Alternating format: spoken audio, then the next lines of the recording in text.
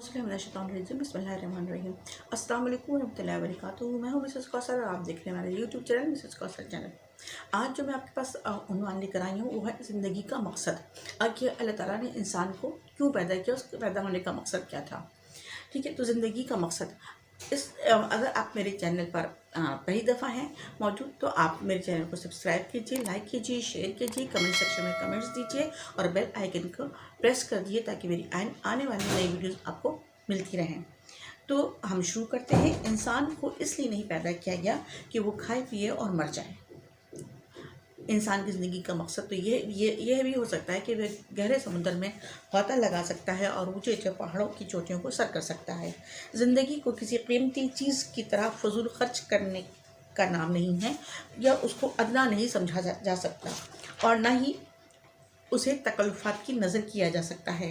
हर एक मौका इस्तेमाल करने की ज़रूरत है या हर मौका से फ़ायदा उठाने की ज़रूरत है और इसी मकसद से इंसान को पैदा किया गया है। और इस हकीकत को समझने की ज़रूरत है कि ज़िंदगी एक जस्त लगाकर या एक छलांग लगाकर रुकावट को पार कर जाने का अमल है और अपना अहम मकसद हासिल करने का अमल भी है। एक ऐसा इंसान जिसकी ज़िंदगी का कोई मकसद नहीं है, उसकी ज़िंदगी ऐसे है जैसे कोई बगैर पतवार की कश्ती हो और जो हवाओं के रहम करम पर इधर से उधर डोल रही हो और जिसे अपनी साहिल की मंजिल का पता ना हो। इंसान के मकसद का अंदाज़ा ऐसे भाप की इंजन की तरह है जिसकी ज़िंदगी की गाड़ी उड़ती चली जाती है, तेज़ और तेज़, परियों की तरह, हवाओं की तरह तेज़। ऐसे कितने ही हैरत अंगेज़ लोगों की मिसालें हमारे पास मौजूद हैं जिन्होंने अपनी ज़िंदगी को अपने अहम मकसद की कामयाबी के लिए वक्फ कर दिया। कायद मोहम्मद अली जिन्ना की मिसाल ले लीजिए।